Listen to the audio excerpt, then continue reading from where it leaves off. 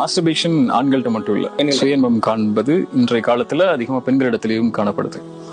ஆணுக்கும் பெண்ணுக்கும் பொதுவாக தான் இஸ்லாம் இதுல தீர்ப்பு சொல்லுது. குர்ஆன் சொல்லக்கூடிய ஒரே ஒரு வசனம், முஃமின்கள் தங்களுடைய கற்பை பாதுகாத்துக் கொள்வார்கள். யாரிடத்துல? தன்னுடைய மனைவிமார்கள் வழக்கரம் சொந்தமாக்கப்பட்ட அடிமைகள் இல்ல இந்த காலத்துல. தன்னுடைய மனைவிமார்களிடத்தில் தன்னுடைய கற்பை அவர்கள் பாதுகாப்பார்கள், தன்னுடைய இன்பத்தை அவர்கள் தேடிக்கொள்வார்கள்.